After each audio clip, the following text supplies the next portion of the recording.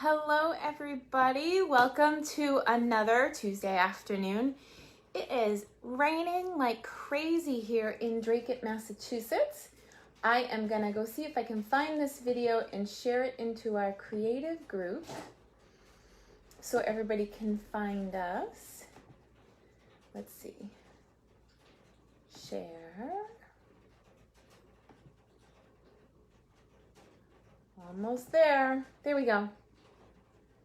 Hopefully it did it.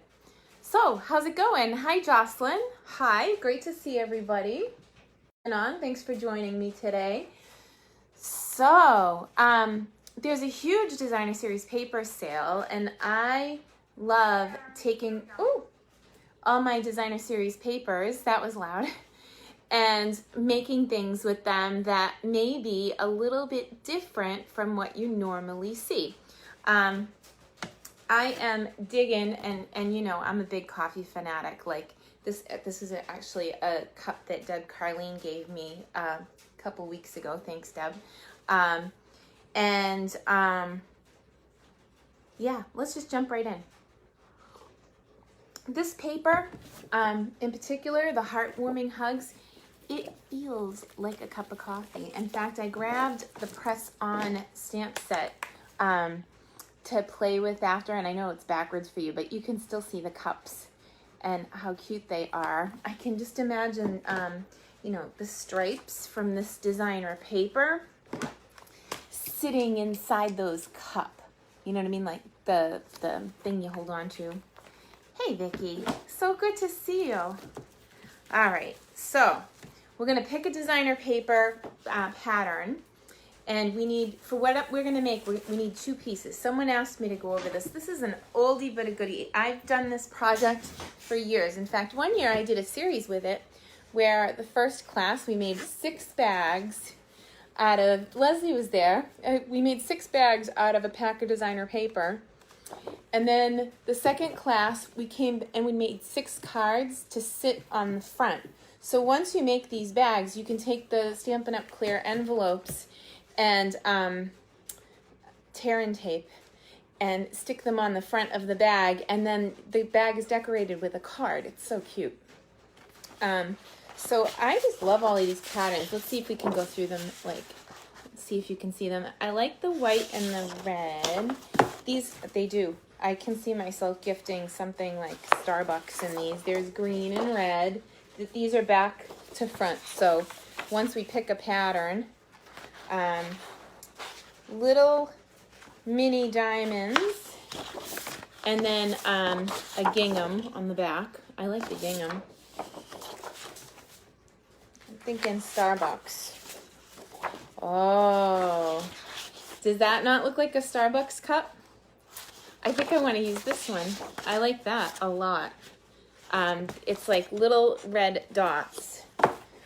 Just to be sure, I'm going to give the other, yep, so there's a checkerboard pattern, and then Mossy Meadow. Yeah, it's definitely the stripes. Okay, so again, this is Heartwarming Hugs, and if you didn't know it, on the back of the designer paper, there is a guide as to what colors are in it. So the first thing I do when I go to sit down to work with my designer paper is I check out the back, and then I go to my paper cabinet and I pull out coordinating colors. There's one coordinating color that I'm seeing that's not on the back of the pack, and it might be just because it was an accent color. Let me see if I can find the pattern that I'm talking about. It's on one of the reds. See, this pattern definitely has brown espresso in it. It's just a little thin line, so I definitely would also pull espresso with this. But it's espresso, real red, pear pizzazz, and mossy meadow. And then the white that goes with this is the whisper white. So that's a pretty cute palette for making cards. And like I said, all I can think about is Starbucks. The closest Starbucks from my house is like, I don't know, 35 minutes. So it's not an everyday thing, but when we get it, it's a really special treat. I love Starbucks. Okay. All right. So I'm going to flip the camera so that I can show you what I'm doing. Thanks everybody for joining us today. Give me 1 second. We'll just flip that over. 1 second while I get us in the clip. Oh. Hi, Jerry. Good to see everybody. Hi, Anne. Woohoo! Okay, so you can see the trash barrel. That's not good. Here, let's move this guy over. All right, so let's move this down so you can see where we're going with that. Oh, Sarah's online. Yeah, we do that sometimes. We overlap. I think it's just the time that we're both available, but I like to watch Sarah myself. Okay, so for this bag, you need 2 measurements, and I always joke with the people in classes so that they'll remember it. And it's really not, if you're musical, it's really not, but it's just 3, 3, 3, 1. And I always joke with Beethoven's Fifth, 3, 3, 3, 1. So we're going to score it 3. And I'm doing 2 pieces at the same time, and it's fine. So 3, 3, 3, and then the top of the bag will be number 1. And that's so that we can take this designer paper and fold it down. So I'll get the scoreboard out of the way for a second. And I think when I make my bag, I like to fold towards the hump. So you see how like there's a divot on this side? The other side, you may not be able to see it because it's a darker color, but the other side has a hump, and I always fold towards the hump. If there's any stuff that's going to stand up on your paper, it'll get captured behind the hump, and you'll be less likely to see it, which is why I always go that way. But I thought that the bag would be red with a white stripe across the top. So we'll take both white pieces and fold them back like this.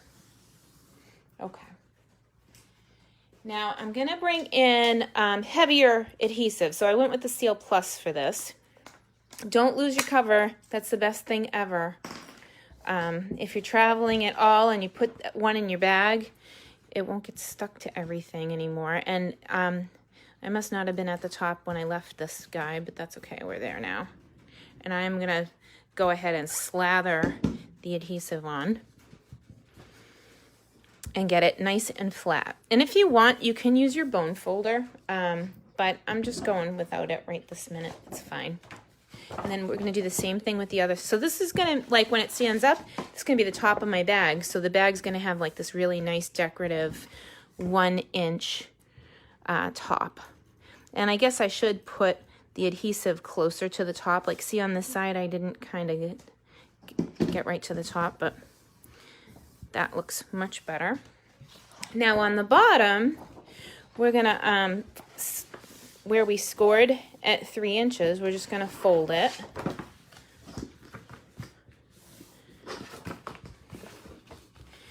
And the bottom of the bag is where we cut. So now that I have a nice seam, I can just cut up to the 3-inch line. Hey, Jerry.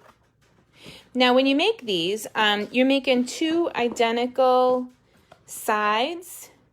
And, you know, I went with 3, 3, 3, 1, and I always joke, 3, 3, 3, 1, so you don't forget. But if you wanted a different size bag, like if you wanted it thinner, you could do 2, 2, 2, 1, and it would be 2 inches instead of 3. I hope I'm making sense there. So now I'm going to put adhesive on these 2 flaps so that the bottom of my bag will be nice and tidy. It'll be, and it doesn't matter that I am making these identical. One is going to be bigger than the other when we finish somehow. I don't know why it always works out that way, but it does. So here, I'm just going to sit down for a second because I just don't want to mess up. And these are really super simple to make, but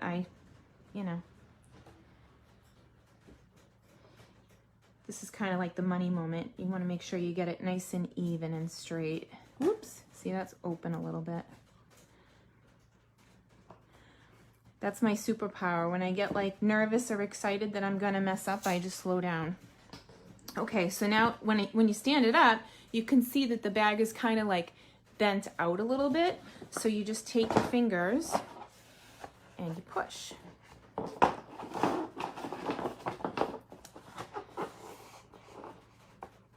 Okay, so now it's nice and solid and we have half a bag, right? So we're gonna do the same thing. I'm gonna do the same thing with the other side. It's just gonna take a second.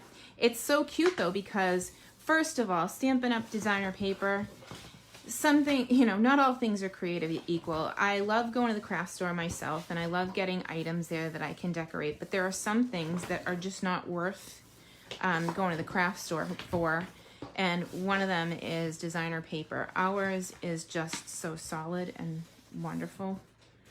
I just want to make sure I folded that right. It felt funny when I folded it over. Does that make sense?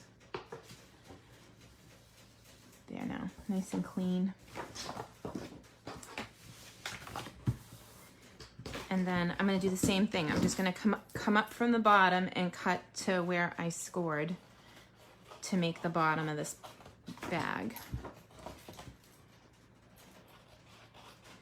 I was dreaming out, like earlier today, I was thinking about this project and thinking how I might change it up for the video. Maybe we'll make another bag, a different kind when we're done. This one's so easy. I do it all the time.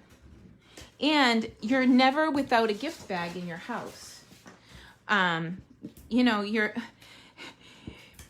I don't know about you, but I'm not in a big hurry to run out to CVS to grab a gift bag. And I'll tell you what, these go together so fast. You could even, you know, but this definitely, last year I bought some Starbucks Christmas cups after the holiday.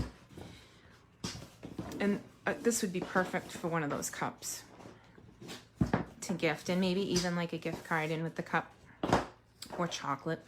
Okay, so I should have, in theory, 2 identical sides. It never works out that way. So you fit one inside the other, and that one looks pretty good. Like the tops line up nice. You know, there's a tiny little overlap, but it's not bad. And then we'll go this way just to see. And I'm gonna tell you, it's so funny. One side almost always is magical. Oh, see? I like this way better. Well, I don't know. Usually, you're gonna have one side that you love and one side you're gonna be like, I don't know. So, I could stick with this adhesive, but it's way easier to pull in like a liquid adhesive.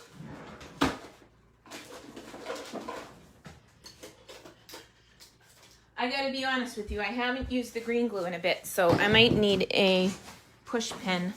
If yours ever gets globbed up, well, first thing we take that like little thingy off it.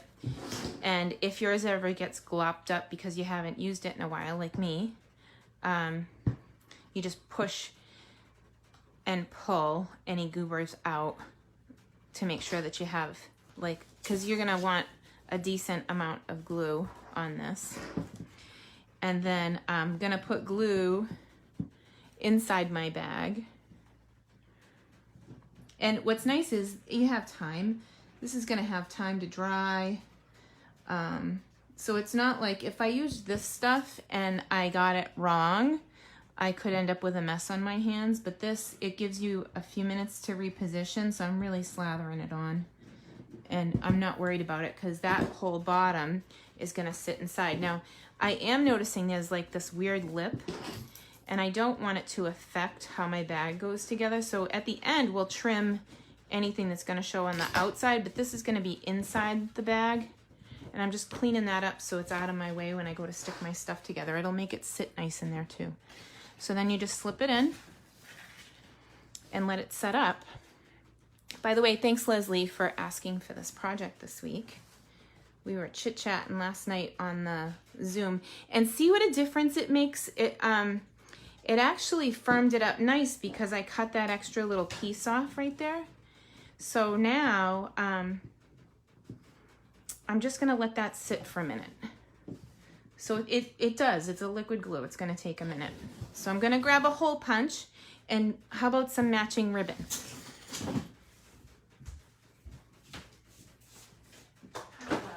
Let's see.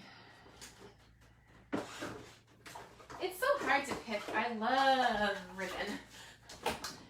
Stampin' Up! Used to sell these, and I'd be shocked if you don't have one in your arsenal. It's called a crocodile, but this will cut through a lot of different sizes, and it's just, I'll probably never get rid of this, even though we don't have it in stock anymore. It's not something we sell. But what it does have is, it has a measuring tool on the side. So I'll be able to punch my hole in the right spot and not get jammed up, like it'll measure for me. So I'd be surprised if you didn't have one of these, if you're an avid paper person. So this goes, I'm just gonna go all the way in, and I know that I'm at a 1/2 inch, which is really nice.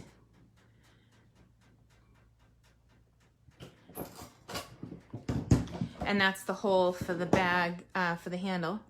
Now this is gonna be the back side of my bag, because the reason that I know that is, this is the seam. So you always wanna put the seam in the back.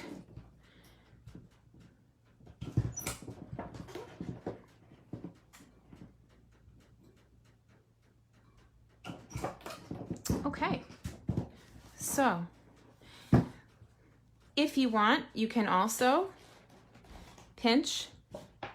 If you wanted to, you could punch here twice and run a ribbon to close the bag and make it be one of the, you know, that kind. But since mine is for a coffee cup, I'm not going to do that. What kind of ribbon do you think we should use?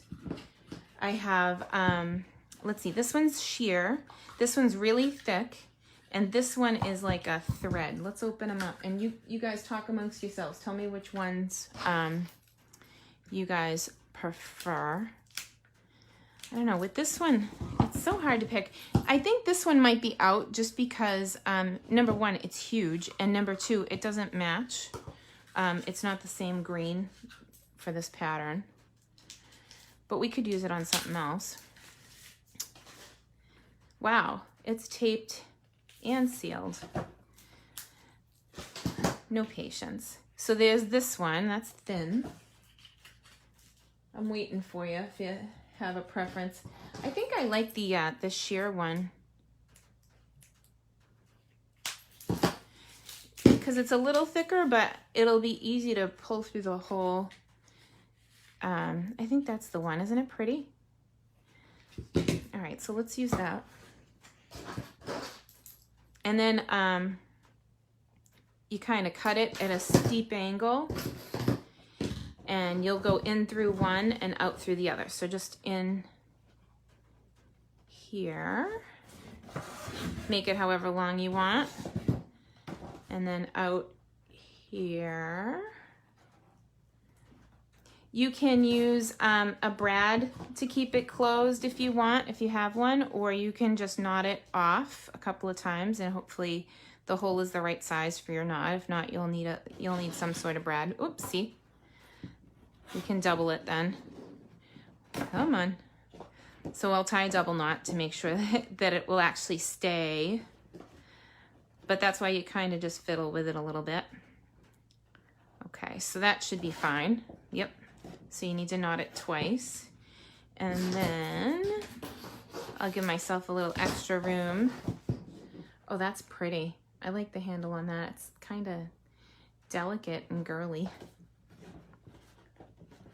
So you get the idea anyway. And then for this type of bag, quite often I'll put a clear envelope on the front, and that's where I will put my card. So if you want, what I'll probably do is I'll make a card with this, and I'll post it later to the creative group, Creating with Celine, so that you guys can see and that it doesn't take all day.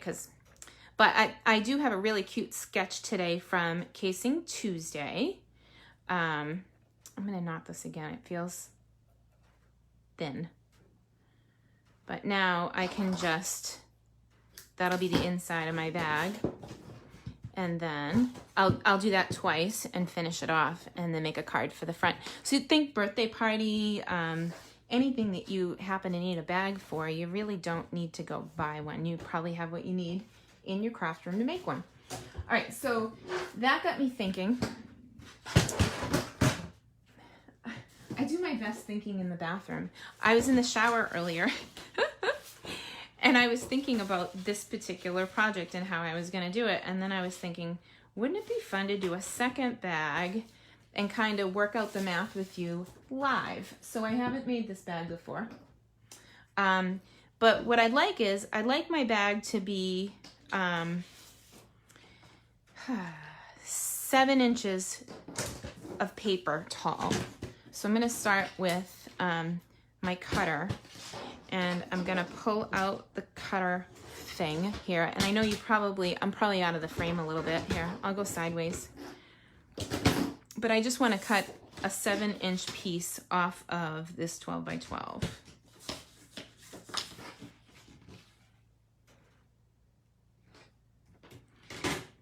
And I was thinking about it.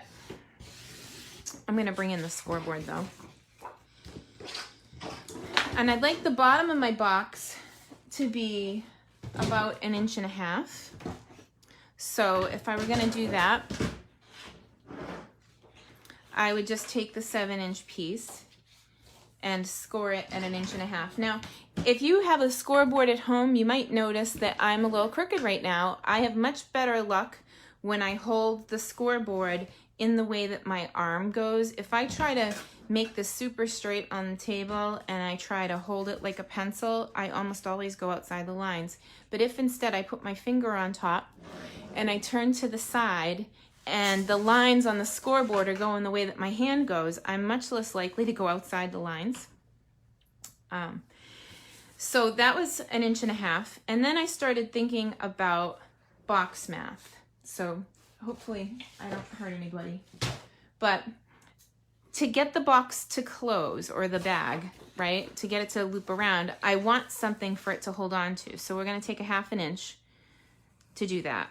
Okay, so that's my first score mark here. It's at 1/2 inch. So then I was thinking that I would like my box to be 4 inches wide. So from there, I'm going to go to 4.5 because I have to add that first score in. 4.5, right? What's that, measure twice? Cut once. Okay. Now, if I'm gonna take, let me grab a pen so we can do this out.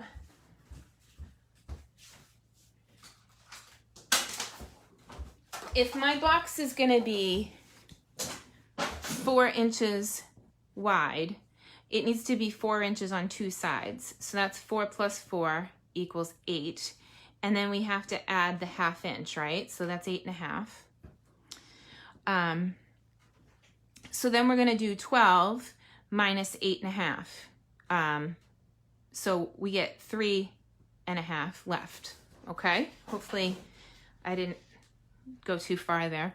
Half of 3.5 is 1.75. Okay, so from this mark, which was 4.5, I'm just gonna kind of move the thing down as we go. I wanna go over 1 3/4.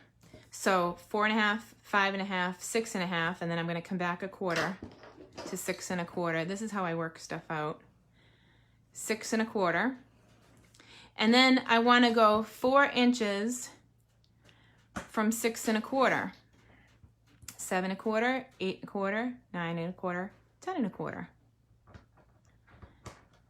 Now, if I did that right, I should have 1 3/4 left, and I do because I'm at 10 1/4. You with me? Did I lose everybody?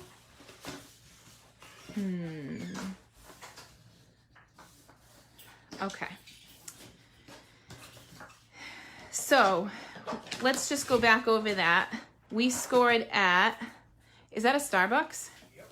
Ooh, that's a Starbucks. Thank you, Stud Muffin. We scored at 1/2, and then we scored at 4, and then we scored at 6 1/4, and then 10 1/4. Okay, so that made the 1/2 inch lip that we need to make our bag. And then the bottom was 1.5, right? I keep talking about Starbucks and then one appeared. Starbucks delivery. How you doing? Hey, everyone. That's pretty awesome. Now you know why he's like the stud muffin. Brings me coffee and everything. Okay, so I'm gonna fold this bugger up and we'll see how we did. Hopefully I didn't mess that up, but I hope that you can see how I was really taking my 12-inch piece of paper and kind of breaking it down the other way. That's how I kind of do. That's Celine bag math or box math. All right, so let's cut up to that 1.5 inch marker from the bottom.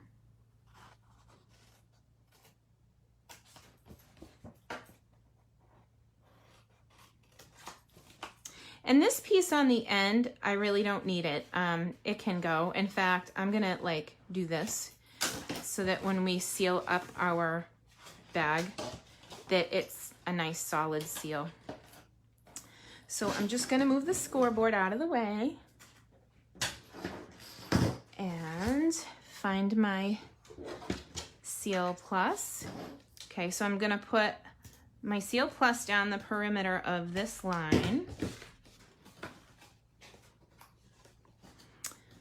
And I can start to seal up my bag a little bit. But this stuff is super sticky, so once you get it down there, there's no forgiveness. You better go when you're ready to go. So like if you're timid and you think that you want a little extra drying time, you can use the liquid glue. And then these we can just fold down. And really, I only need adhesive in the one spot, like this. Oops, I just ran out. Isn't that the way? All right, hang on. Let me see if I can find a refill. Only when you're live. Oh, look, I have another plus going. Oh, so right to the edge. And then, like I said, I only need to fold that down. You can get your hand in there and kind of firm it up. And then with this one, I'm going to seal it the other way. So we'll bring a punch back in, and you know, I'm sure you have a hole punch in your arsenal, but you can just punch twice. And I had the marker on here, so I know it's a 1/2 inch.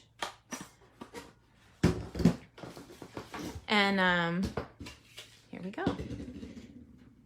So if I want this sheer ribbon to go through that tiny little hole, I just need to cut it at a steep angle and feed it through. It is nice. This one, in case you're wondering, is 153535. It's a polyester sheer ribbon. It's beautiful. Because I know that's the #1 question. What's the item number when I get off the live? So,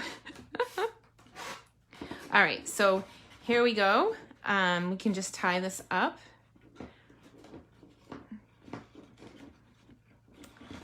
That's it, I got a broken fingernail. I have to go see the nail doctor tomorrow. She can put me back together. Oh my goodness. I'm gonna get it, I swear. Okay, there we go. And then we'll just,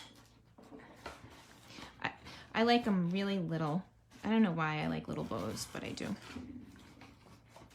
And of course we can decorate this. I was thinking of popping into that Christmas tag kit. They have some really beautiful images I could stick on the front of this. And how nice would that be? Even just for a gift card. So simple, and it's out of a 12x12 piece of cardstock. And I cut it down to 7. So if you wanted it to be, if you wanted to get 2 bags, you could do the same exact measurements, but cut it at 6, and you could get 2, and it would just be about 1 inch shorter. So I'm gonna just kind of check out your comments. hang on, and I'm going to flip the camera. And we'll see if you have any questions. I know box math is always, or bag math, or when you're making 3D stuff is always a little fussy. But I love showing my process because it's really not that hard. So if you know how long your piece of paper is and how wide you want your bag to be, well, then it leaves the 1 3/4 on the side, and then you're good to go. I really think it's adorable. What do you think?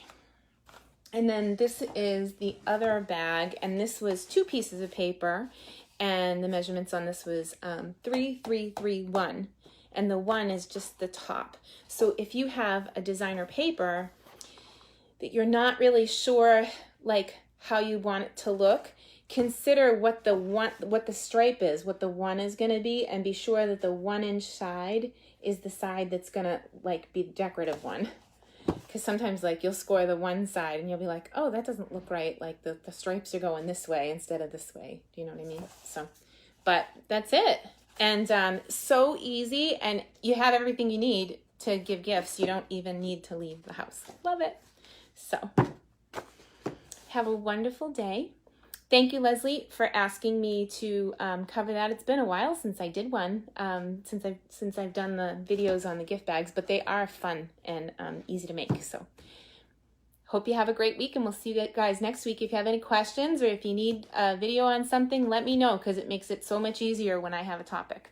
So talk to you guys soon.